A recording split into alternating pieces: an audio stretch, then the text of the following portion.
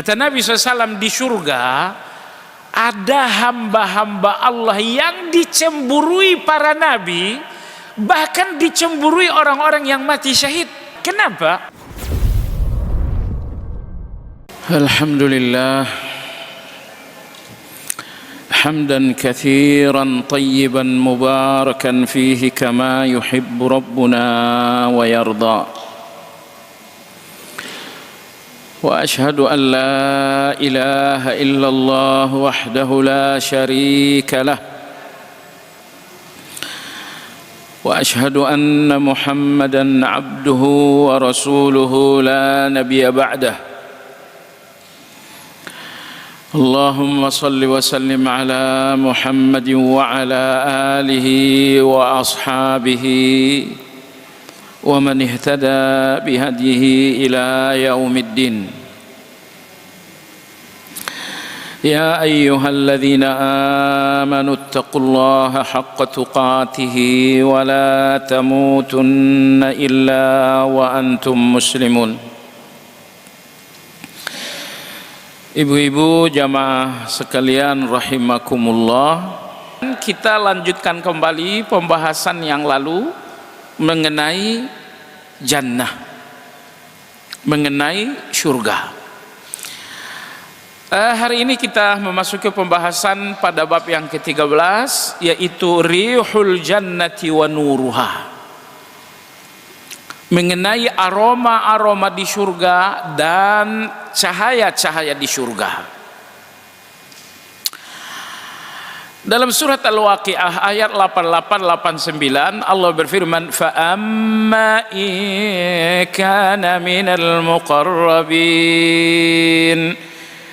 farauhu wa rayhanu wa jannatu na'im. Adapun mereka-mereka yang akan masuk surga dari kelas muqarrabin, orang-orang yang masuk surga terdiri dari dua kelas. Kelas pertama adalah muqarrabin, kelas kedua adalah ashabul yamin. Anda lihat di bagian awal surat Al-Waqiah itu. Kelas pertama muqarrabin, kelas kedua adalah ashabul yamin. Di antara hal yang sangat menonjol dari muqarrabin, Allah berfirman, was-sabiquna as-sabiqun ulaika humul muqarrabun, bahwa orang-orang yang berada di level muqarrabin, as-sabiqun as-sabiqun, mereka adalah orang yang selalu segera dalam kebaikan. Ada kebaikan-kebaikan yang tertahan di dalam menunda. Jadi kalau Anda termasuk orang yang menahan banyak kebaikan di dalam penundaan, ditunda, jelas Anda tidak termasuk galangan muqarrabin. Kamu minta maaf dulu deh. Oh, nanti lebaran haji atau lebaran Idul Fitri saya baru minta maaf. Jelas Anda bukan muqarrabin. Muqarrabin itu as-sabiqun, orang-orang yang selalu segera dalam kebaikan. Tidak ada kebaikan yang ditunda-tunda oleh orang-orang muqarrabin. Perhatikan ayat 89. Orang-orang muqarrabin itu farauhu wa rayhanu wa jannatu na'im.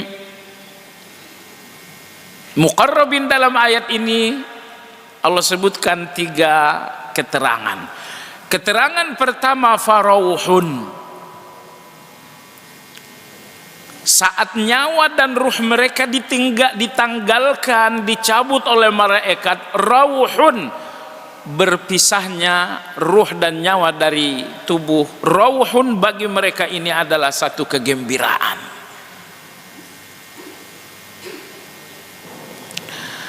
Wa rayhanun, rayhan di sini ada dua tafsir di kalangan ulama. Tafsir yang pertama, rizqun, mereka keluar, ruh mereka keluar untuk mendapatkan rezeki. Aisyah radhiyallahu anha memberikan penafsiran yang kedua, waraihanun, artinya saat ruh lepas dari tubuh ini mencium wangi yang sangat luar biasa dari tubuh itu, dari ruh itu. Jadi farauhun, keluarnya ruh merupakan ketenangan, kebahagiaan bagi calon jenazah. Anda jangan berpikir calon jenazah sedang meradang seperti ahli-ahli musibah yang mulai menangis. Kalau yang mati ini seorang muqarrabin, tanggalnya ruh, rauhun, ketenangan, busyra, kebahagiaan. Nomor dua, waraihan, tanggalnya ruh, mengeluarkan semerbak wangi tapi hanya tercium oleh calon jenazah itu. Ini tafsir Aisyah. Tentu kalau Anda lihat tafsir terjemahan Departemen Agama menafsirkan raihan artinya rezeki. Dua tafsir ini tidak bertolak belakang. Inilah kondisi saat ruh itu lepas. Calon jenazah sangat bahagia. Nomor dua, calon jenazah mencium wangi yang sangat harum dari ruh yang keluar. Kenapa? Karena ini kematian seorang muqarrabin. Keterangan nomor tiga adalah wajannatu na'im, karena dia kelak akan memasuki surga yang penuh dengan kenikmatan. Jemaah sekalian yang saya hormati, dalam keterangannya Nabi Shallallahu Alaihi Wasallam, ternyata surga itu mengeluarkan aroma yang sangat luar biasa. Dalam hadis Abu Bakar, Nabi Shallallahu Alaihi Wasallam bersama, wa inna rihal jannati la yujadu min masirati mi'ata am. Aroma surga itu telah tercium dari jarak 100 tahun. Kalau dari sini ke Mekah tidak sampai jarak 100 tahun. Kalau dari sini ke langit kejauhan. Karena bumi dan langit jaraknya sekitar 500 tahun. Tapi Nabi SAW mengatakan, wa inna rihal jannati la yujadu min masirati mi'ati am. Aroma surga sudah dapat tercium dari jarak 100 tahun. Dalam hadis lain dari Abu Hurairah radhiyallahu anhu, Nabi kita mengatakan la yujadu min masirati sab'ina kharifan. Tapi ada keterangan yang berbeda dalam riwayat Abu Hurairah bahwa wanginya surga, aromanya surga tercium dari jarak 70 tahun.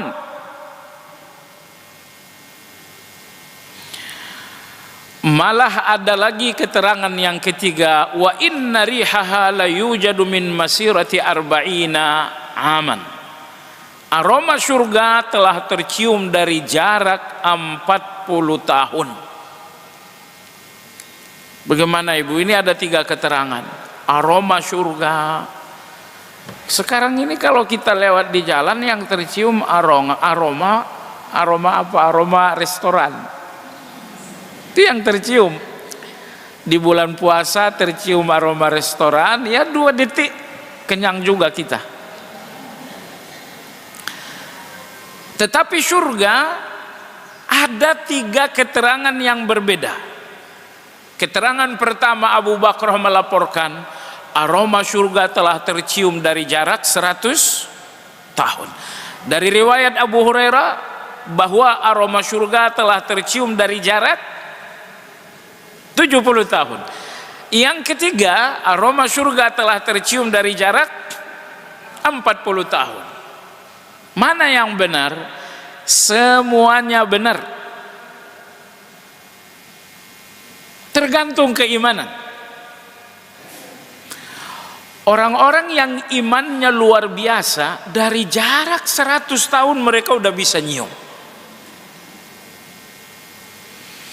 Tapi orang-orang yang imannya lebih rendah, mereka baru bisa nyium dari jarak 70 tahun. Tapi orang yang imannya lebih rendah lagi, justru mereka baru bisa nyium dari jarak 40 tahun. Yang merana nanti ada beberapa orang yang gak bisa nyium sama sekali, akan kita bahas insyaallah ta'ala. Jamaah sekalian yang saya hormati, jadi surga ini ada aromanya. Dalam hadis yang diriwayatkan dari Jabir bin Abdullah oleh Imam Muslim, Nabi kita bersabda, inna ahlal jannati ya'kuluna fiha wa yashrabun. Sesungguhnya penghuni surga mereka makan, mereka minum, tapi bukan karena lapar, bukan karena dahaga. Kalau di rumah, di restoran Anda makan itu pasti karena lapar. Anda minum pasti karena Anda dahaga. Di surga orang makan, orang minum, tapi bukan karena lapar, bukan karena dahaga, melainkan hanya untuk muas-muasin aja. Hanya untuk nikmat-nikmatan aja. Makanan minuman ini kemana perginya? Kata Nabi, la yatfulun, di surga tidak ada orang yang meludah. Wala yabulun, di surga tidak ada orang yang qadha hajat kecil. Wala yataghawwatun, di surga tidak ada orang yang qadha hajat besar. Wala yatamakhatun, dan di surga tidak ada orang yang punya dahak. Kalau Anda masih punya dahak, oh ya saya masih di dunia. Orang di surga nanti makan sebanyak-banyaknya, minum sepuas-puasnya, tapi untuk nikmat-nikmatan aja, bukan karena lapar, bukan karena dahaga.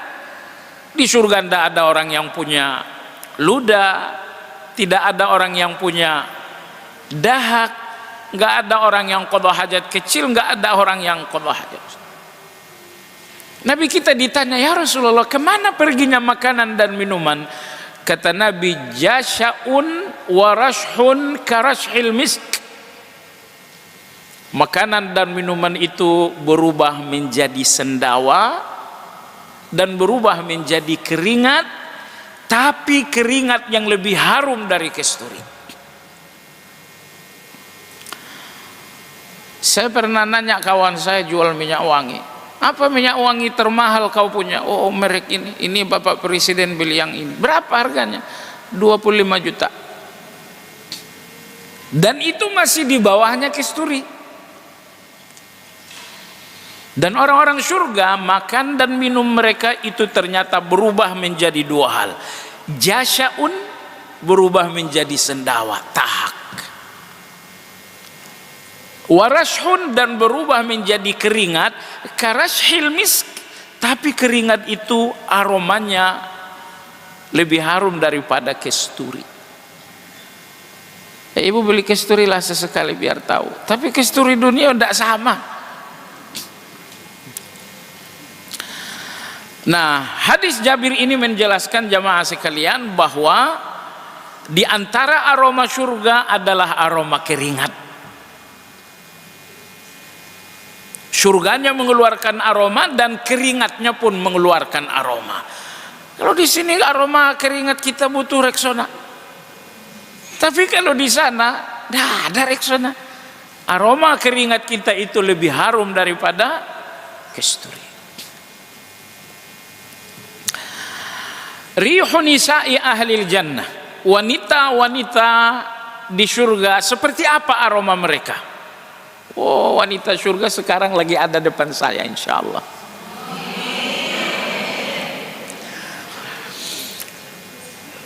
Keterangan diriwayatkan oleh Imam Bukhari dari Anas dan Abu Hurairah, Nabi kita bersabda, walau anna imra'atan min nisa'i ahlil jannati tala'at ila ahlil ardi la adaat ma bainahuma wa lamala'at ma bainahuma rihan wala nasifuha khairan minad dunya wala nasifuha khairun minad dunya wa ma fiha.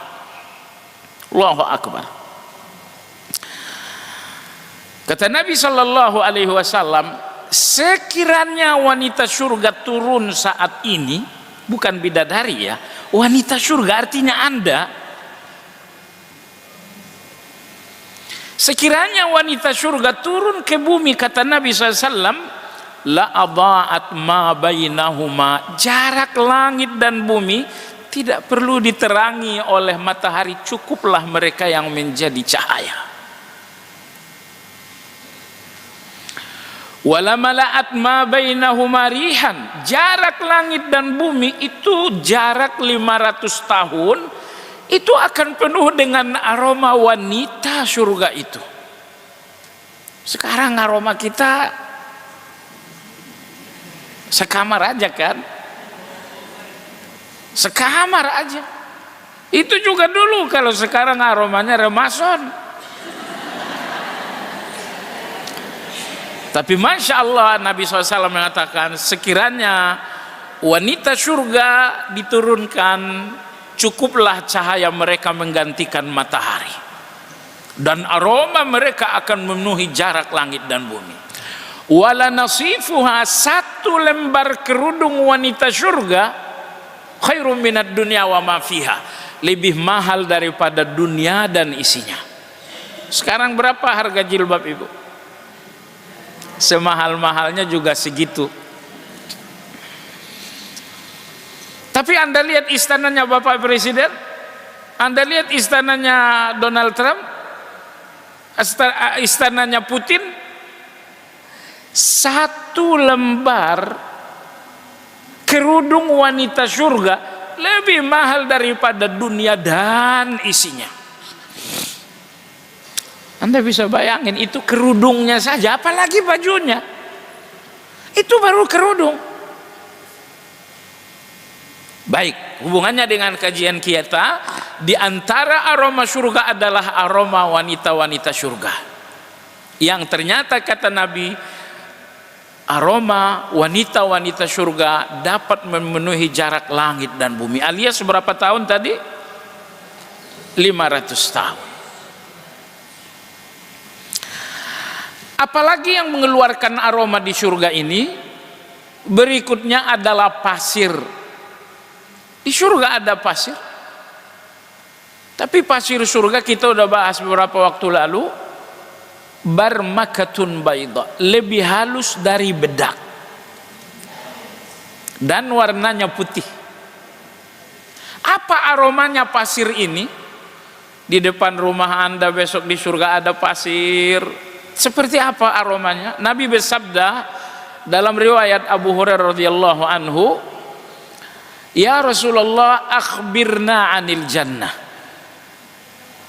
Abu Hurairah berkata, suatu hari kami bertanya kepada Nabi, ya Rasulullah, ceritainlah kami tentang surga ya Rasulullah.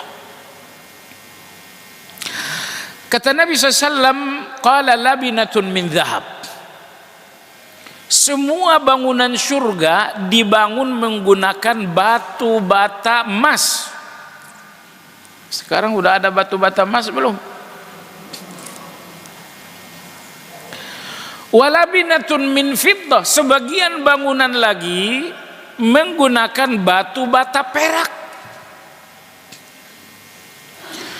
Milatuha al-miskul adfar, semennya menggunakan cairan kesturi. Hisba'uhal yaqut wal lu'lu, dan pasirnya, semennya tadi dari kesturi, lalu pasirnya adalah dari permata-permata yang halus. Kalau sekarang ada semen campur pasir, baru disatukan batu bata. Oh, nanti tidak batu batanya emas. Pasirnya apa pasirnya?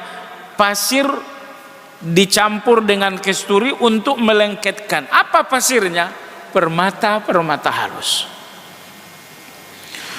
Wa turbatuhal waras wa za'faran, dan tanah-tanah di surga itu kata Nabi sallallahu alaihi wasallam al-waras wa za'faran. Az-za'faran ibu tahu bunga saffron? Nah, itulah warna tanah. Ya. Kalau al-waras, waras itu sejenis bunga berwarna merah, berwarna ungu. Jadi sebagian tanah surga berwarna bunga saffron, sebagian tanah surga berwarna sedikit antara ungu dengan merah. Jadi walhasil tanah surga ada 3 warna. Sebagian tanahnya berwarna putih, sebagian tanahnya al-waras antara ungu dengan merah, sebagian tanahnya sama dengan warna bunga saffron. Dan itu semuanya mengeluarkan aroma. Baiklah jamaah sekalian, kalau Anda bertanya semuanya wangi, semuanya harum, lantas apa yang paling harum di dalam surga? Yang paling harum sendiri apa? Hadis sahih diriwayatkan dari Abdullah bin Umar, Nabi kita bersabda, sayyidu raihani ahlil jannatil hina. Kata Nabi sallallahu alaihi wasallam, aroma paling wangi di dalam surga adalah aroma hinai. Tahu hinai? Sekarang di mana hinai? Ada di jari-jari kita bukan? Anda mewarnai jari Anda pakai hinai. Sebagian orang mewarnai uban menggunakan hinai juga. Ternyata hinai karena dia salah satu kenikmatan di dunia, perhiasan di dunia. Di surga juga ada hinai. Cuma kalau hinai dunia tidak ada aromanya, nggak ada wanginya. Tetapi ibu-ibu sekalian yang saya hormati, Nabi kita bersabda, aroma yang paling harum di dalam surga adalah aroma hinai. Sehingga begitu kuku ini Anda pasangkan hinai, atau mungkin lengan ini Anda ukir dengan, Anda bikin gambar hinai, oh itu aromanya luar biasa. Itu aroma dan wangi paling luar biasa di dalam surga. Jemaah sekalian yang saya hormati, adakah orang di dunia ini yang pernah mencium wanginya surga itu? Jawabannya ada. Jawabannya ada. Siapa mereka? Dia adalah sahabat Nabi kita yang bernama An-Nadhr bin Anas. Beliau adalah paman kandungnya Anas bin Malik radhiyallahu anhu. Ketika terjadi perang Uhud, An-Nadhr bin Anas mengatakan, ya Allah, dulu ketika terjadi perang Badar saya belum masuk Islam, sehingga saya tidak bisa memperlihatkan sesuatu untukmu ya Allah. Sekarang telah datang perang Uhud dan saya sudah Islam. Ya Allah, lihatlah apa yang akan aku lakukan untukmu. Lihatlah ya Allah apa yang akan aku lakukan untukmu. Dulu orang lomba-lomba mati menggunakan pintu jihad. Kenapa? Sebab kalau matinya masuk surga nggak jadi soal. Matinya masuk neraka itu yang jadi masalah.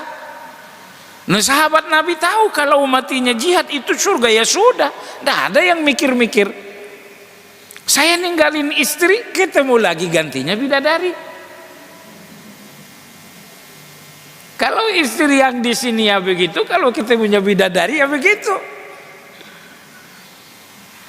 Ya kalau saya mati, saya ninggalin rumah yang baru ditempati beberapa bulan, tapi kan gantinya ada istana. Baiklah jamaah sekalian yang saya hormati, maka An-Nadhr bin Anas mengatakan, ya Allah, engkau tidak lihat apa-apa dari aku dalam perang Badar, karena saat itu aku belum muslim. Tetapi ya Allah, lihatlah, engkau akan lihat sesuatu dari aku dalam perang Uhud ini, saya telah muslim. Setelah berkata demikian, An-Nadhr bin Anas bertemu dengan Sa'ad bin Mu'adz. Beliau mengatakan, wahai Sa'ad, kamu nyium sesuatu enggak?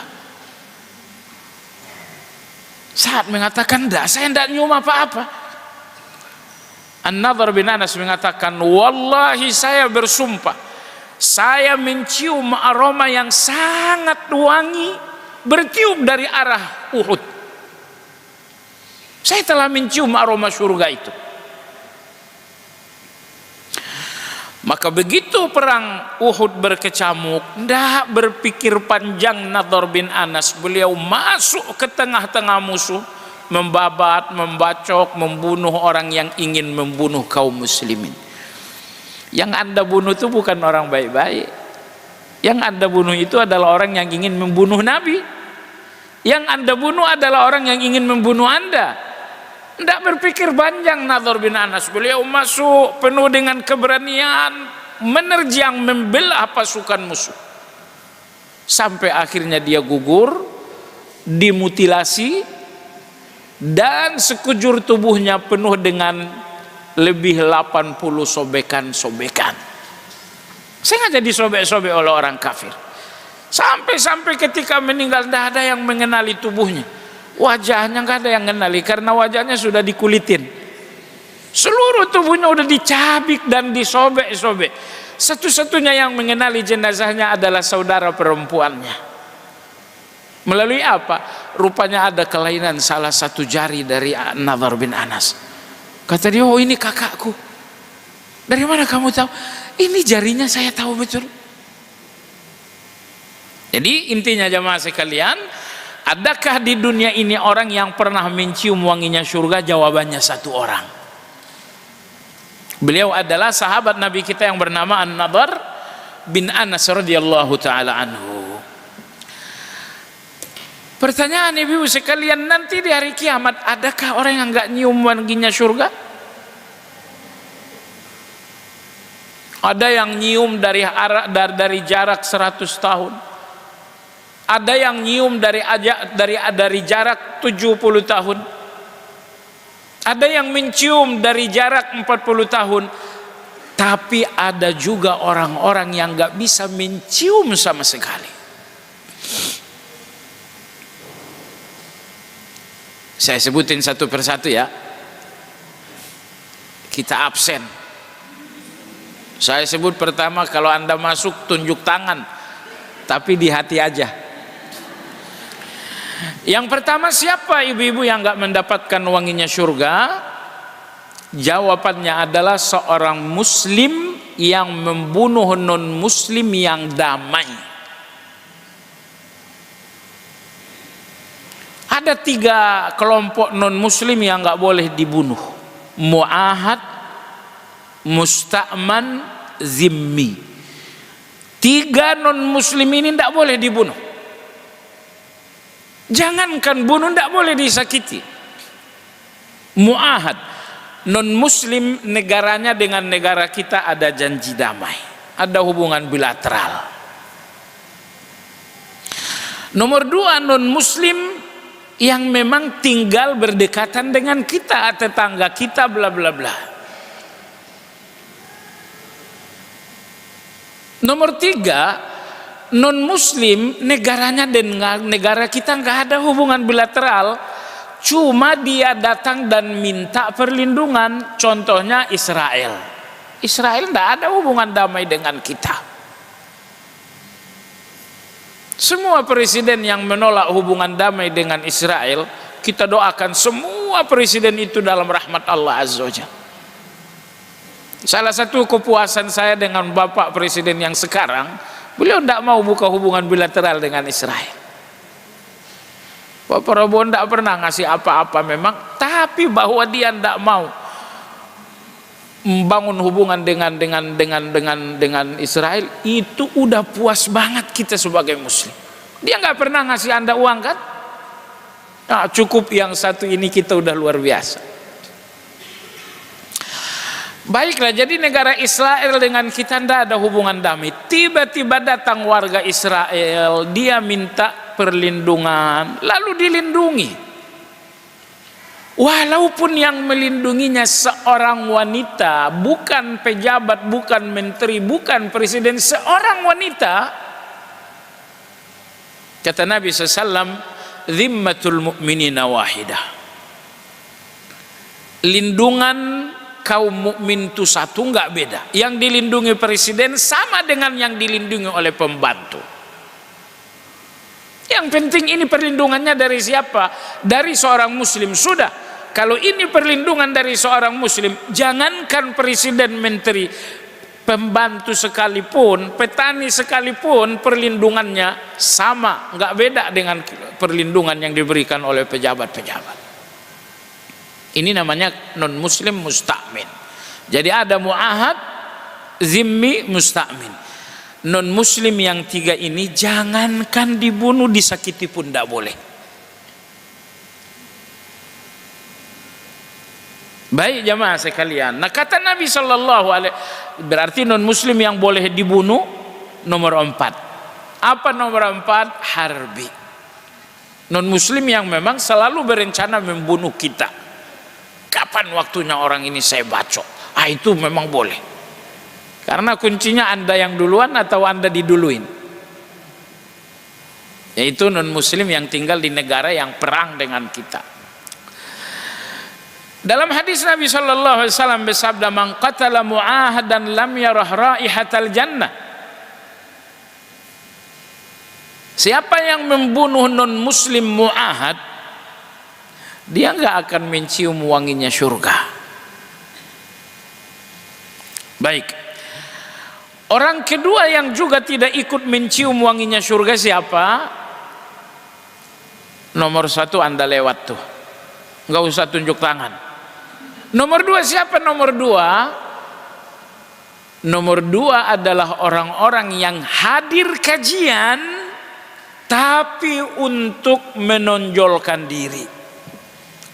Hadir kajian, menuntut ilmu secara resmi dan akademis, tapi tujuannya untuk mendapatkan duniawi. Kamu kenapa sekolah sampai S3? Biar orang tahu saya orang pintar.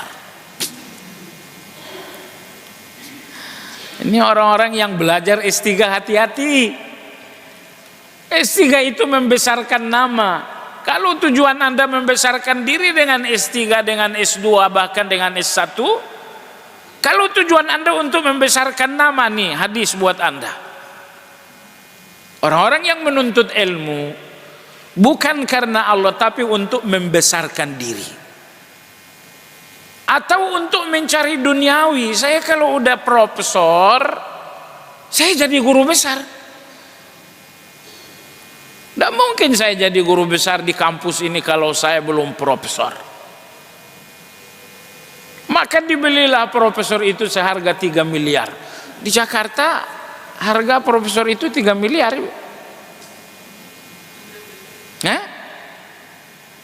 Dokter itu harganya puluhan juta. Saya pernah ditawarin.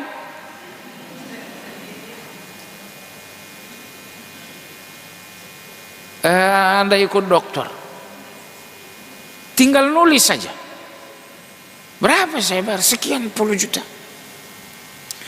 Jamaah sekalian yang saya hormati, siapapun yang menuntut ilmu untuk membesarkan diri, untuk mencapai target-target duniawi, ini orang kedua nggak ikut mencium aroma surga.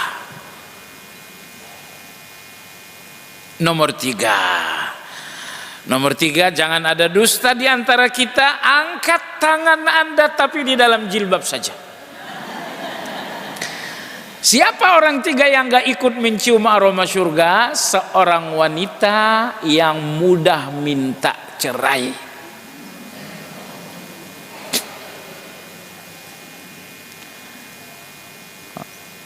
Gak masuk kan?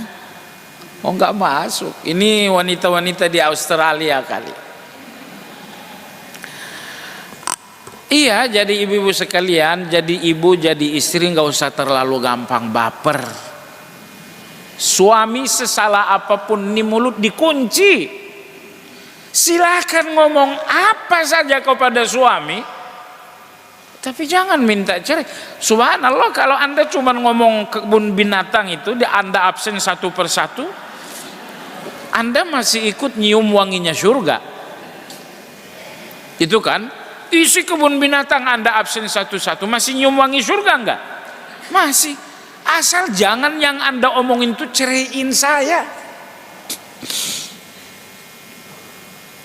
Pasalnya kalau Anda cuma ngomong Ragunan,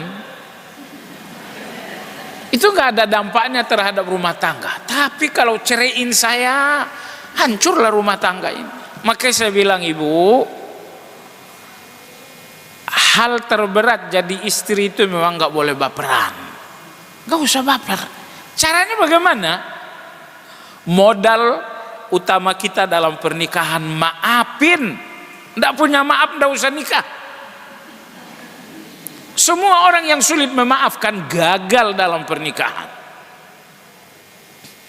Semua orang yang sulit memaafkan biasanya akan gagal dalam rumah tangga. Ada seorang wanita nikahnya dengan mahasiswa saya. Oh, tapi wanita ini memang nggak bagus. Cerai satu, cerai dua, cerai tiga. Setelah cerai tiga, gimana caranya biar balik? Ini urusannya urusan setan. Maksudnya begini, setan ini sebelum terjadi perceraian, dia hanya memperlihatkan kesalahan suami supaya Anda minta cerai. Tapi kalau udah selesai talak tiga, setan membuat Anda melihat kebaikan suami supaya menyesal. Betul? Siapa yang ngomong betul? Sebelum talak 1, 2, dan 3, setan itu hanya membuat Anda melihat suami saya jahat, salah, kejam, KDRT, pelit. Entah berapa lusin kesalahan suami sebelum jatuh talak 1, 2, dan 3. Begitu talak 3 udah jatuh, tidak ada lagi jalan untuk kembali, barulah nampak suami saya baik. Setan itu yang punya proyek. Sebelum talak 3 itu jatuh habis, setan akan selalu menampakkan kejahatan, kekurangan suami supaya Anda terus minta talak 1, terus minta talak 2. Begitu talak 3 udah habis, barulah setan menampakkan suami kamu begini-begini. Baiknya baru kelihatan setelah talak 3. Supaya apa? Supaya Anda menyesal, padahal udah nggak bisa. Wanita ini juga setelah cerai talak 3, diam-diam nikah dengan seorang laki-laki dengan harapan supaya bisa balik dengan suaminya. Diam-diam dia nikah dengan laki-laki, lalu dia minta cerai setelah nikah sekian lama, lalu dia minta balikan lagi, nggak mau lagi suaminya. Kamu bukan barang bekas saja saya tidak mau,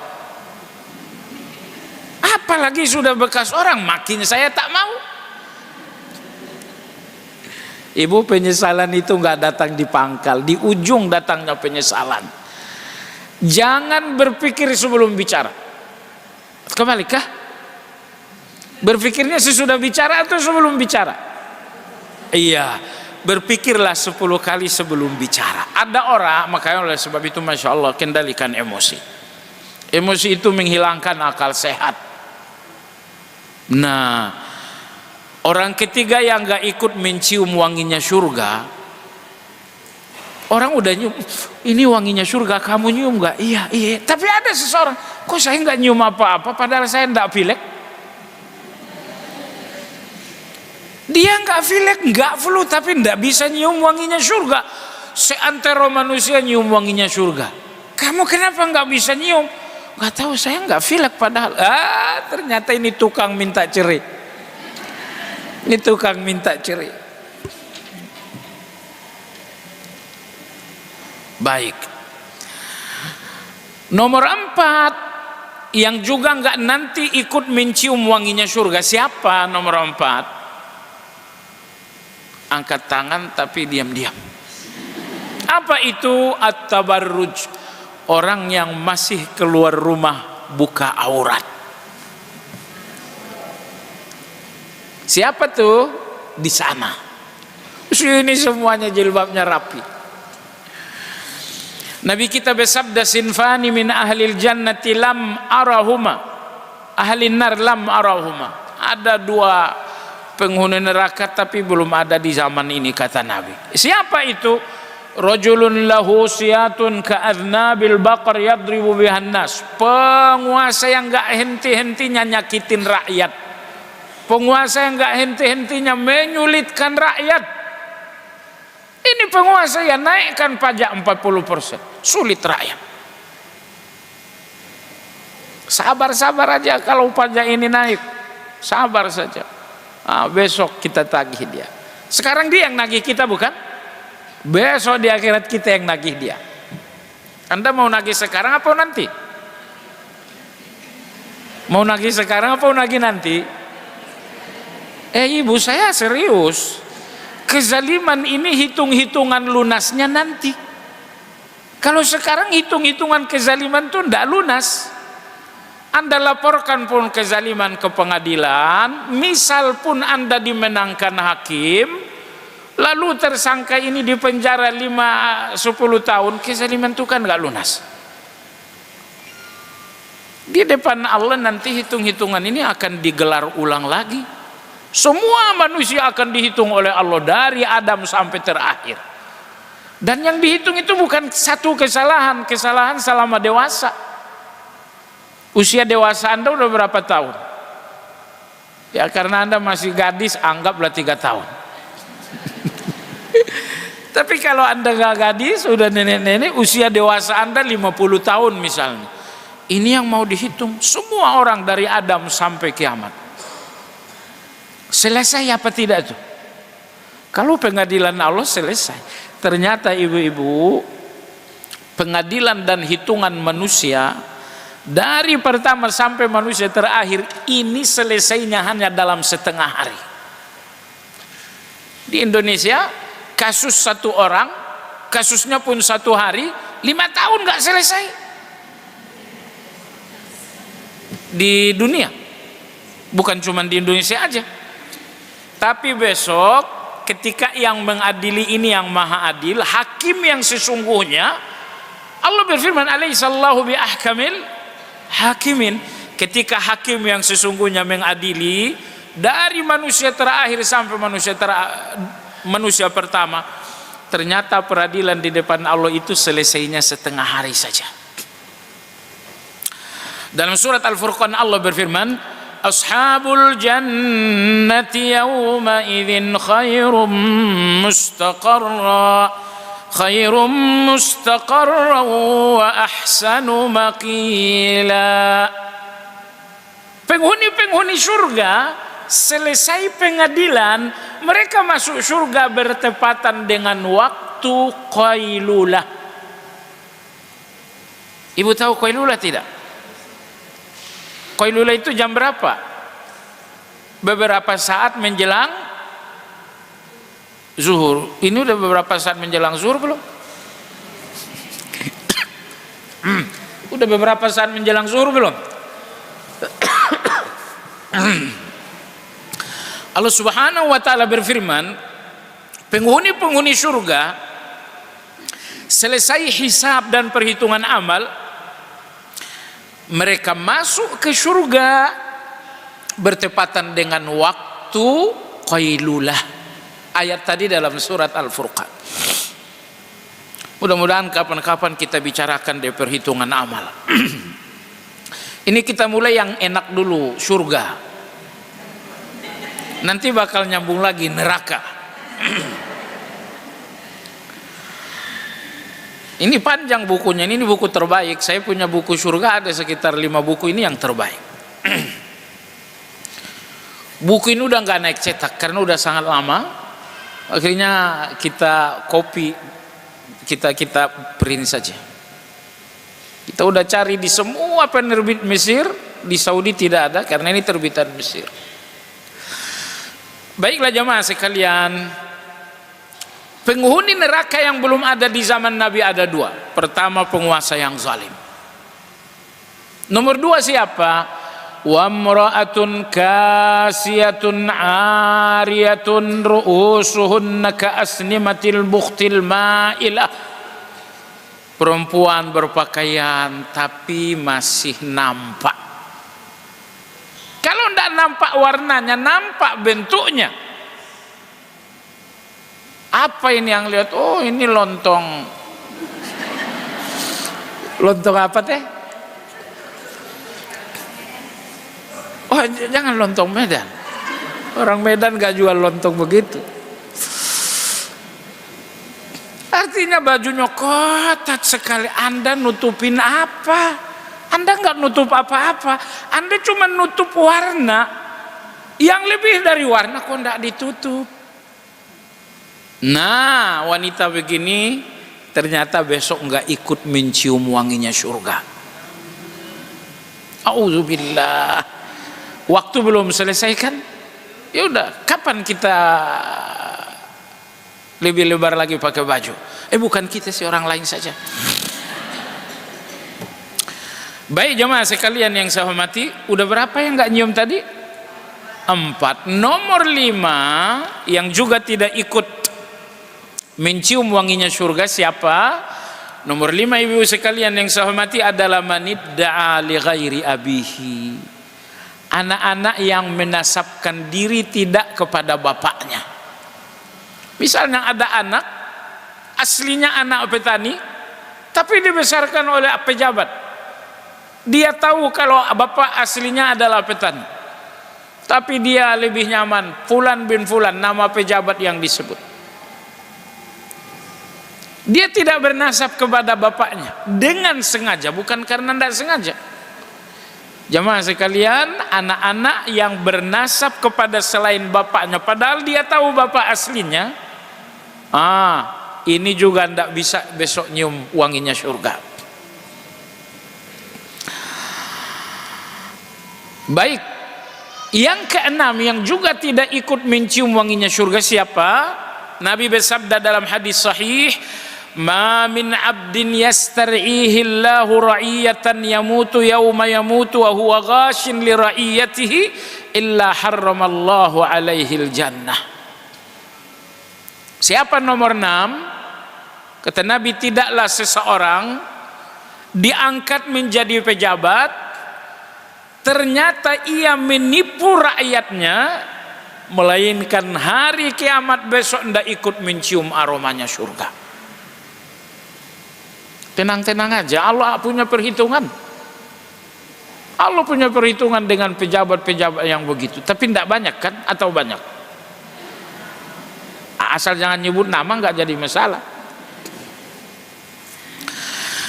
Jamaah sekalian, itu yang keenam. Yang ketujuh adalah ithnaya asyara munafiqan fi zamanin Nabi sallallahu alaihi wasallam.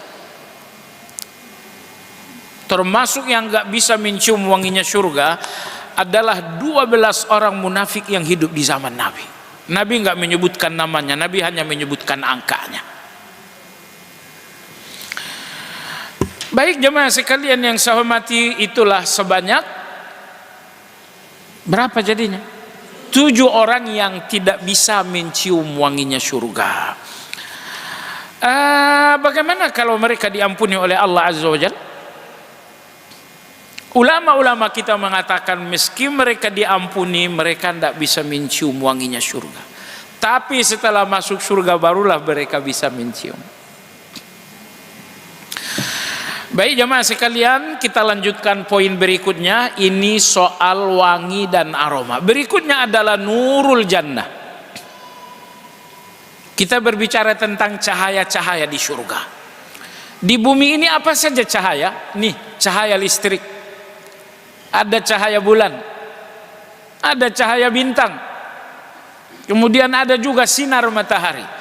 Itulah mungkin penerang-penerang yang ada di bumi. Lantas apa saja penerang-penerang, cahaya-cahaya dan sinar yang berada di dalam surga? Mari kita lihat apa saja cahaya-cahaya di surga. Allah berfirman dalam surat Al-Insan ayat 13, ayat yang ke-13. Allah berfirman, muttaqiina fiha 'alal araik la yarawna fiha syamsan wala zamharira. Al-Insan ayat 13. Mereka akan duduk di sofa-sofa yang sangat mewah, la yarawna fiha syamsan wala zamharira. Di dalam surga mereka tidak akan melihat adanya matahari, dan mereka pun tidak akan merasakan adanya suhu dingin. Di surga itu terang, tapi bukan dengan matahari. Di surga itu pun terang, tapi bukan dengan bulan. Apa yang menjadi terang di surga? Yang menjadi terang di surga adalah semburat cahaya yang memancar langsung dari bawah arasnya Allah Azza wa Jalla. Subhanallah. Jadi arasnya Allah, singgasananya Allah, dari bawah singgasana Allah akan muncul semburat cahaya.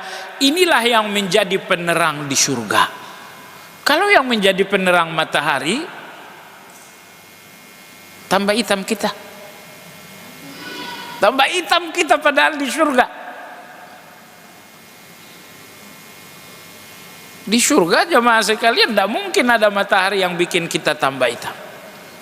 Makanya penerang di surga adalah cahaya yang menyemburat, memancar dari bawah singgasananya Allah Azza wa Jalla.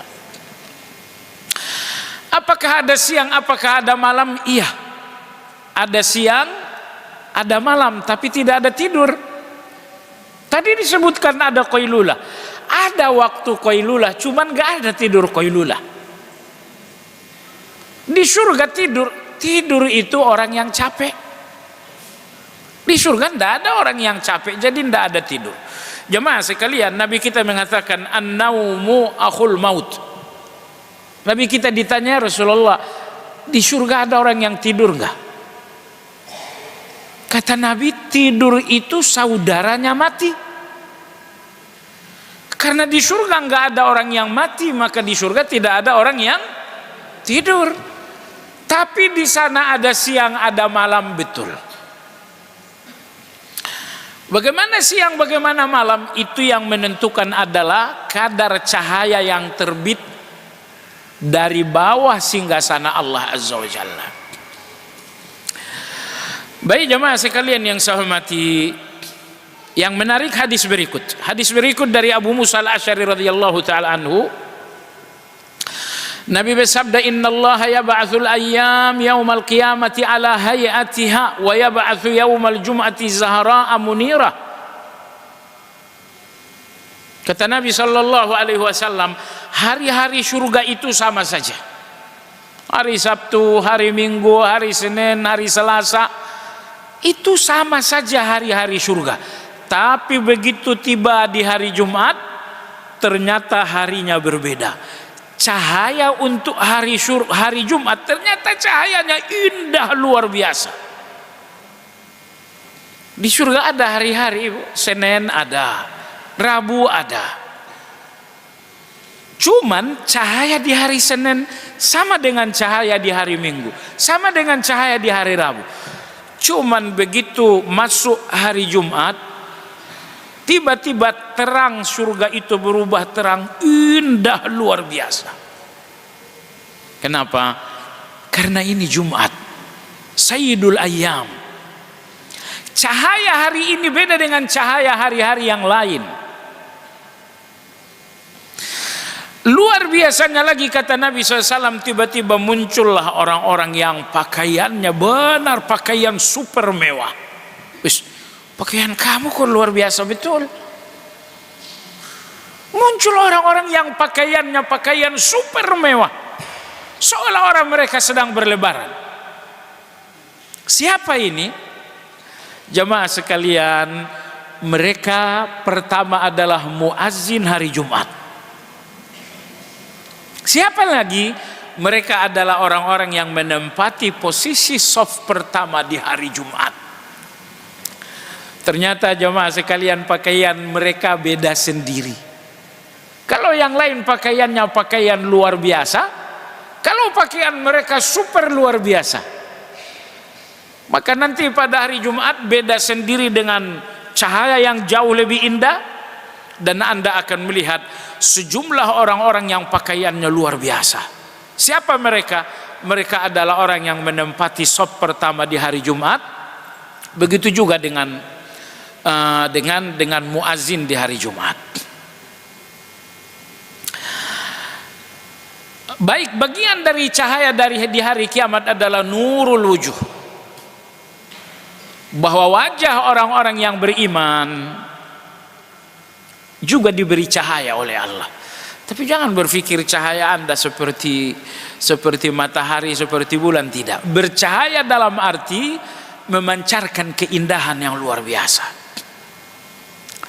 Sekarang ini ada orang cantik, tapi kalau wajahnya nggak punya cahaya, ibu, cahaya itu nggak mesti seperti matahari kan? Enggak. Ini ada artis super cantik tapi tidak ada cahaya wajahnya. Tapi ada orang petani saja seperti kita, tapi wajahnya masya Allah bercahaya betul. Nah, ternyata jemaah sekalian, di antara orang-orang yang nanti wajahnya memancarkan cahaya, awwalu zumratin yadkhulunal jannata ala suratil qamari lailatal badar, walladzina ala ithrihim ka ashaddi kaukabin idaatan. Kata Nabi sallallahu alaihi wasallam, rombongan pertama memasuki surga. Mereka masuk surga sambil berpegangan tangan. Jadi tidak masuk surga jalan sendiri, enggak. Rombongan pertama ini masuk surga sambil genggaman tangan begini. Nah, jumlahnya berapa orang? 4.900.000.000. Ini rombongan pertama, 4.900.000.000. Ini rombongan gak ada hitung-hitungannya lagi. Kebaikan mereka tidak dihitung, kesalahan mereka juga udah gak dihitung. Allahu Akbar. 70.000 orang. Nabi kita mengatakan, ya Allah, kalau cuma 70.000 orang sikit betul. Tambahlah ya Allah. Akhirnya Allah mengatakan, kalau begitu per satu dari 70.000 orang kali 70.000 lagi. Jadi 70.000 kali 70.000 berapa? Ya 7 kali 7 kalau nggak salah 49. 4.900.000.000. Inilah nanti orang yang pertama bebas hisab. Sholat puasa mereka udah nggak dihitung-hitung. Kalau sholat Anda kan harus dihitung. Kenapa? Sholat Anda nggak murni, campurannya banyak. Nih, contoh gampang. Gerakan sholat kan Anda udah tahu. Apa gerakannya? Berdiri, lipat tangan, ruku, bla bla bla. Benarkah gerakan Anda dalam sholat murni gerakan sholat? Ya tidak, campurannya banyak. Campuran pertama melirik, campuran kedua garuk, campuran ketiga nguap, campuran ketiga benarin mukena. Gerakan Anda itu aja nggak bersih, gerakan Anda itu aja udah nggak murni. Campurannya mau berapa persen campurannya, Ibu? Jadi gerakan sholat ini bla bla bla bla itu mungkin campurannya bisa 10%.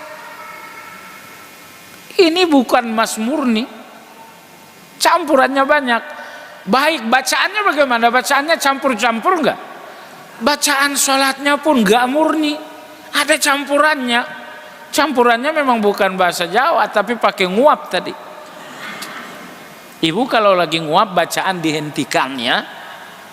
Rabbi ghafirli, lagi nguap berhenti dulu.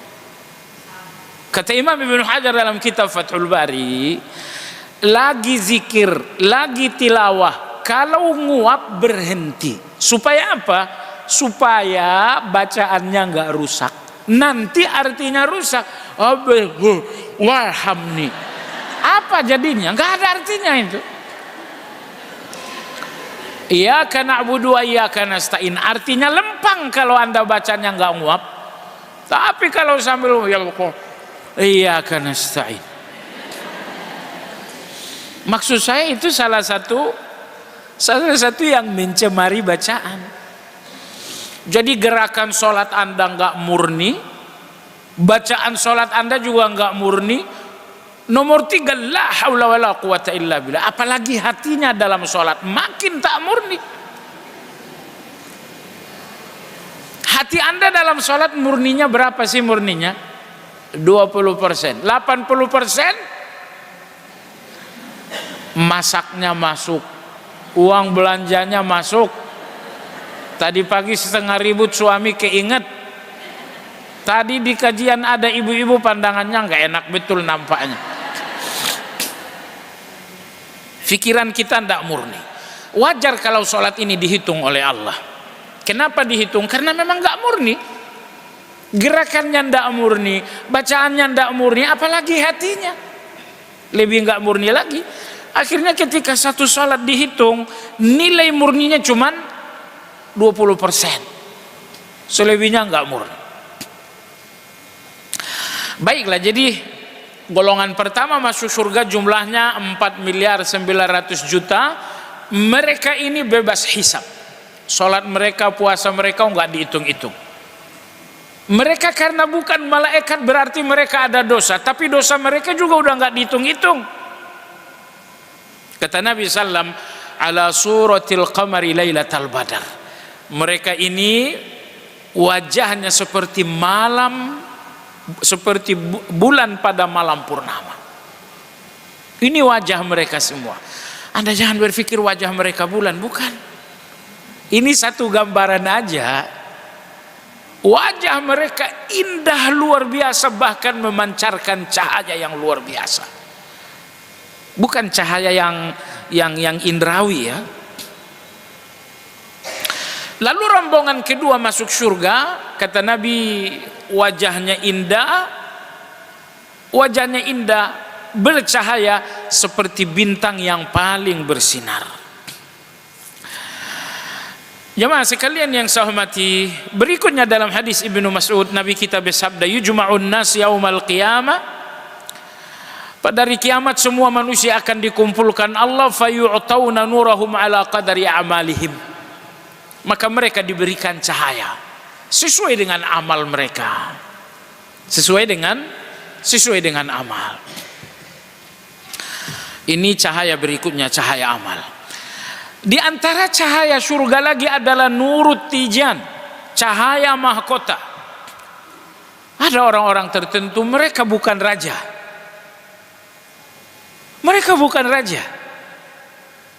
tetapi mereka punya mahkota yang benar-benar menarik perhatian.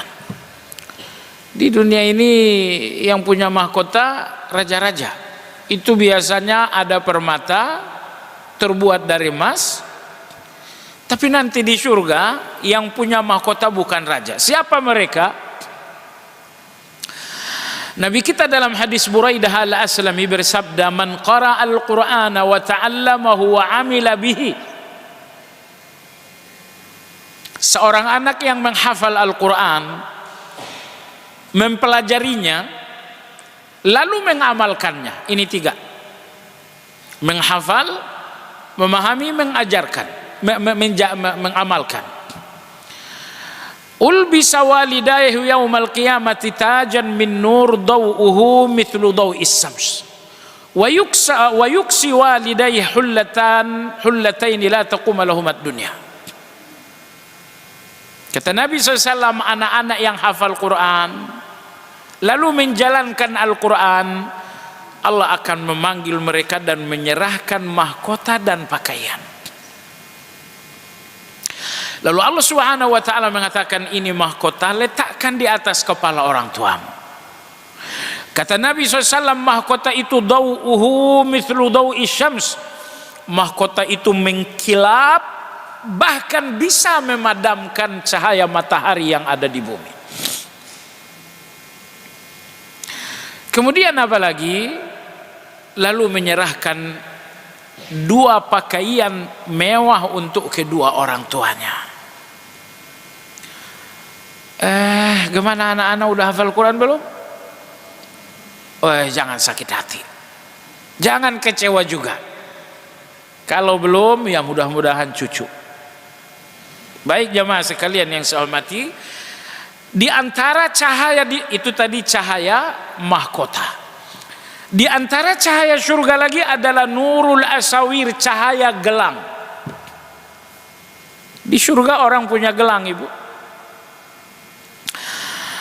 Nabi kita dalam hadis Sa'ad bin Abi Waqqas, beliau mengatakan, law anna rajulan min ahlil jannati ittala'a fa bada'a asawiruhu latama'a daw'a asy-syamsi kama tatmisu asy-syamsu daw'an nujum. Kata Nabi sallallahu alaihi wasallam, sekiranya datang saat ini penghuni surga memakai gelangnya, kata Nabi SAW, niscaya gelang penghuni surga ini akan memadamkan matahari sebagaimana matahari memadamkan bintang. Malam hari ada bintang bercahaya kelap-kelip, tapi begitu matahari datang, padamlah cahaya bintang itu. Kata Nabi Shallallahu Alaihi Wasallam, seandainya orang-orang surga turun ke bumi, hadir di bumi, niscaya cahaya dan sinar gelang mereka akan memadamkan matahari. Pertanyaannya jamaah sekalian, masih ada berikutnya adalah di antara cahaya surga adalah nurul manabir, cahaya kursi. Anda sudah pernah lihat kursi cahaya belum? Ini kursi kayu. Di rumah Anda mungkin kursi busa. Tapi di surga akan ada kursi keagungan dan itu dari cahaya. Udah pernah lihat belum? Baik, siapa itu? Kata Nabi SAW, inna ibadan min ibadillahi laisu bi anbiya'a yaghbituhumul anbiya' wasyuhada. Kata Nabi SAW, di surga ada hamba-hamba Allah yang dicemburui para nabi, bahkan dicemburui orang-orang yang mati syahid. Mereka bukan nabi, mereka dicemburui para nabi, dicemburui juga orang-orang yang mati syahid. Kenapa? Karena Allah memberikan mereka kursi keagungan tapi dari cahaya. Masya Allah, siapa mereka? Jawabannya adalah qaumun tahabbu binurillah min ghairi arhamin wala ansab. Mereka adalah orang-orang yang saling menyayangi, bukan karena nasab keturunan, bukan karena sekampung, bukan karena senegara. Mereka saling menyayangi semata-mata karena Allah. Insya Allah yang hadir di masjid ini semuanya saling menyayangi karena Allah Azza wa Jalla. Suamiku, ya tergantung. Kalau Anda sayang suami karena Allah, termasuk itu. Kalau Anda sayang anak-anak karena Allah, termasuk juga. Kenapa sayang suami? Oh, orangnya gagah. Oh, Anda sayang suami karena suami. Kenapa sayang suami? Masya Allah, salat malamnya luar biasa. Oh, itu sayang karena Allah itu. Nah, sekarang ibu jujur saja dulu. Alasan Anda sayang suami apa? Dompetnya. Oh, itu bukan karena Allah itu. Apa alasan sayang suami? Jabatannya kah? Oh, itu bukan karena Allah. Tapi kalau memang sekarang, dulu mungkin karena dompetnya dulu. Tapi sekarang tidak. Saya tidak sayang dia karena dompet lagi. Dompetnya udah mulai teriak. Sekarang apa alasan sayang kepada suami? Orangnya penyabar, tilawahnya bagus, salat malamnya luar biasa, pemaaf. Kalau alasan cinta Anda kepada suami sama dengan alasan cintanya Allah, saya ulangi, kalau alasan cinta Anda kepada suami sama dengan alasan cintanya Allah, Allah cinta suamiku ABC, ternyata cintaku kepada suamiku pun ABC. Kalau alasan cinta Anda dengan cinta Allah kepada suami sama, sudah, insya Allah Anda masuk dalam hadis ini. Baik jemaah sekalian yang saya hormati, itu cahaya berikutnya. Apa tadi? Orang-orang yang menyayangi karena Allah Azza wa Jalla. Baik jemaah sekalian yang saya hormati, kemudian saya kira ini poin terakhir dalam kajian kita. Bagaimana aku mendapatkan cahaya-cahaya tadi? Ada kursi yang bercahaya, ada gelang yang cahayanya bisa memadamkan matahari, ada mahkota yang bercahaya juga, ada wajah yang bercahaya. Bagaimana agar aku benar-benar memiliki cahaya-cahaya itu? Peluang Anda sama dengan orang lain, artinya itu peluang kita semua. Itu bukan peluangnya para sahabat saja. Baik, yang pertama apa peluang Anda? Al-hubbu fillah. Mulai dari sekarang cintailah siapapun sama dengan cintanya Allah. Maksudnya apa? Tadi alasan cinta Anda sama dengan alasan cinta Allah. Allah nggak pernah mencintai seseorang karena hidungnya. Allah nggak pernah mencintai seseorang karena warna kulitnya. Tapi Allah mencintai seseorang karena imannya. Tapi nggak berarti haram ya. Aku cinta karena hidungnya pesek. Haram kah? Oh tidak. Aku sayang dia karena rambutnya keribu. Nggak jadi masalah ibu. Yang penting apa cintanya Allah, ternyata Anda juga mencintai karena hal yang sama.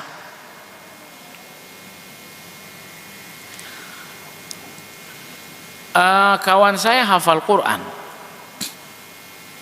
tapi memang soal keuangan rumah tangga tidak terlalu beruntung seperti orang. Sehingga kadang-kadang istrinya ya kecewa, nggak ada yang seharusnya ada. Ini kawan saya bukan sekali, bukan dua kali lah. Kadang-kadang lagi sholat dihajar sama istrinya pakai gagang sapu. Dihajar pakai gagang sapu. Sholat aja kerjaan kau, uang dong dipikirin. Kawan saya sih diam aja.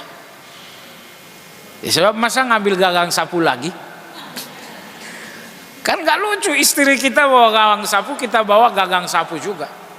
Nanti anak kita bawa apa? Bawa samurai. Kalau satu ribut, ya udah biar dia aja, yang lain diam aja. Maka saya ingin katakan kepada ibu udah ngaji kan, udah bertahun-tahun ngaji ya. Kalau udah bertahun-tahun ngaji Anda masih baperan, gak ada gunanya ngaji. Kita ngaji itu buat ngelepasin bapernya kita. Cara ngelepasinnya gampang tapi susah. Apa itu? Lapang dada dan maaf. Kalau Anda bukan tipe orang yang pemaaf, berarti Anda maha gurunya baper. Orang nggak pemaaf itu bapernya setinggi langit itu. Orang nggak punya maaf, kita lihat begini aja tersinggungnya luar biasa. Baper dia.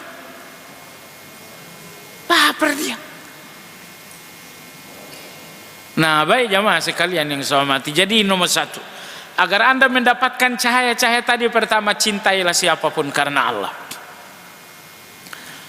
Hati-hati juga setan. Kadang-kadang setan ini bilang, aku cinta Anda karena Allah. Oh, ngomongnya indah sekali, padahal hatinya nggak seperti itu.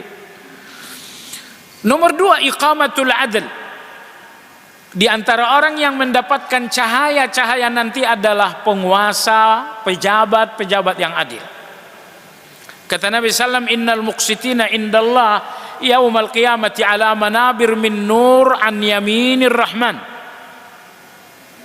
Kata Nabi Shallallahu Alaihi Wasallam, pejabat-pejabat yang adil nanti akan diberikan oleh Allah kursi cahaya Dan ketika nanti bertemu dengan Allah, mereka akan bertemu berada di sebelah kanannya Allah. Dan Allah nggak punya kiri ya. Anda punya kiri? Enggak. Allah, kalau saya katakan di sebelah kanan Allah, Anda jangan berpikir Allah punya kiri. Enggak, Allah nggak punya kiri. Baik, berikutnya di antara cara untuk mendapatkan cahaya itu, sungguh-sungguhlah melakukan salat. Dalam hadis Nabi kita bersabda dari Abu Malik Al-Asy'ari, as-salatu nurun. Salat itu adalah cahaya. Di dunia cahaya, di alam kubur cahaya, nanti pada hari kiamat cahaya, sampai di surga pun itu akan menjadi cahaya. Cahaya berikutnya, oh ini agak serem. Nomor berapa nih sekarang? Nomor 4. Apa nomor 4? Udah siap? Yang keempat adalah uban.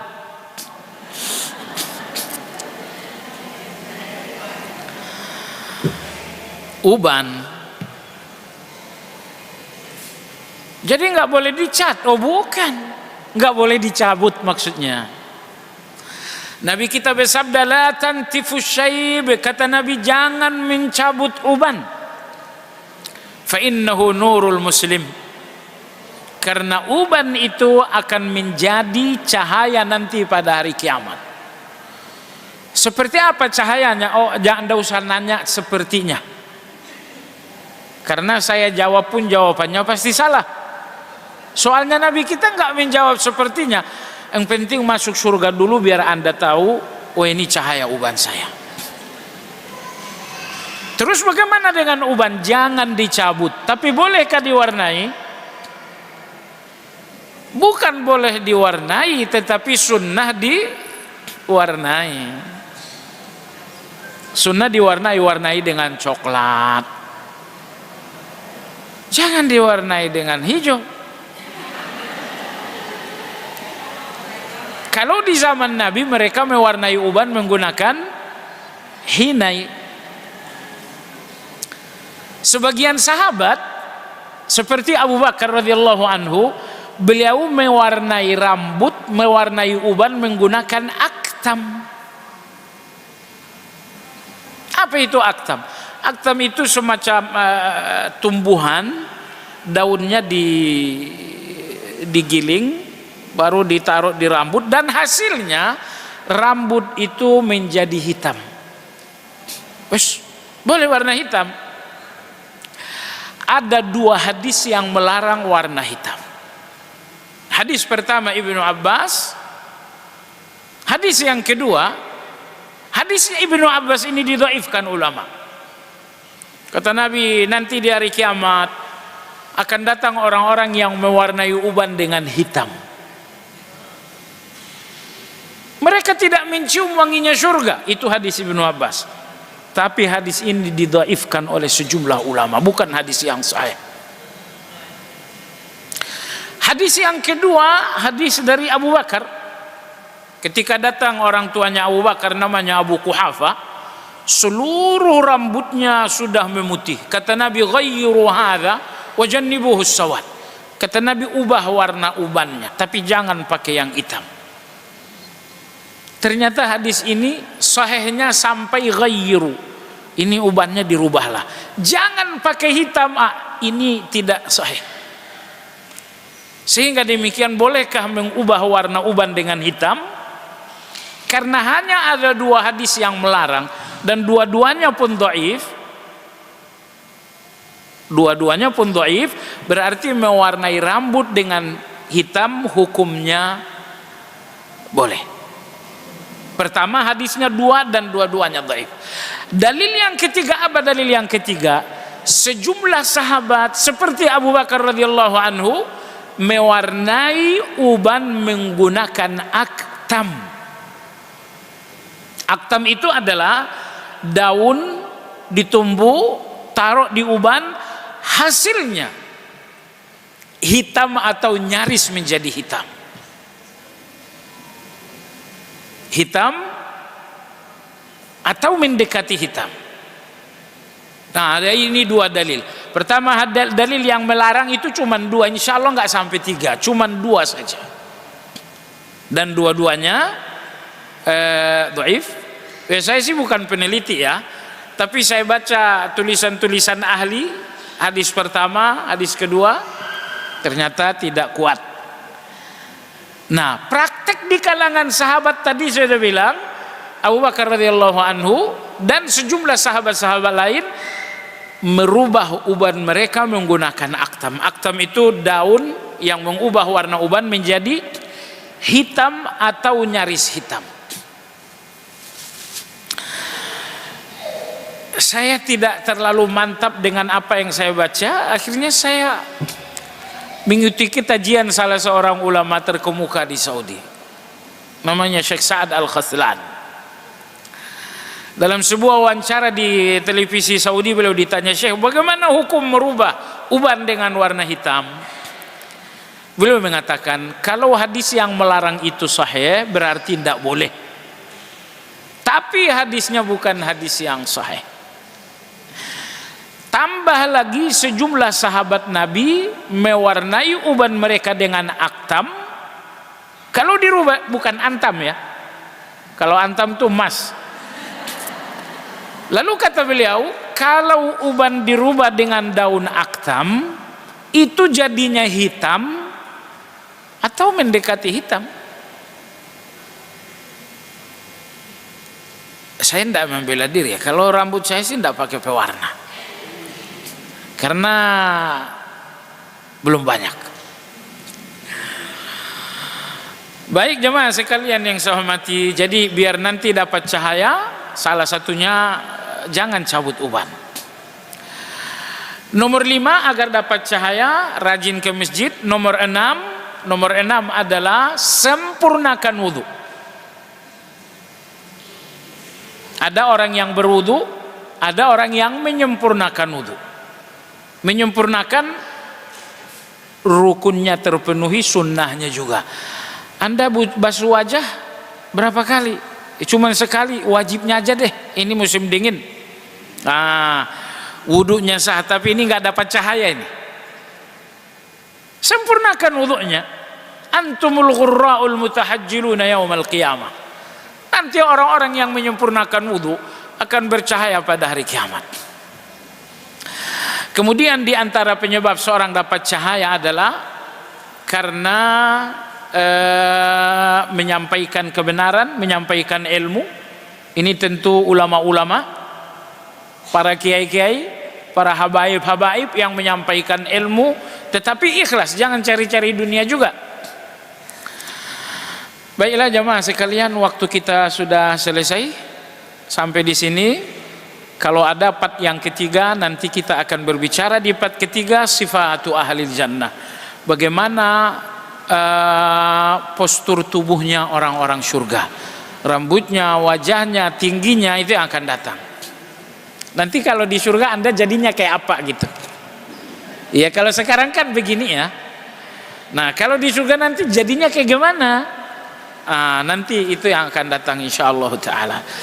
Baik jamaah sekalian yang saya hormati, kita sudahi kajian kita dengan zikir kafaratul majelis. Subhanakallahumma wa bihamdika asyhadu an la ilaha illa anta astaghfiruka wa atubu ilaika. Alhamdulillahi rabbil alamin. Assalamualaikum warahmatullahi wabarakatuh.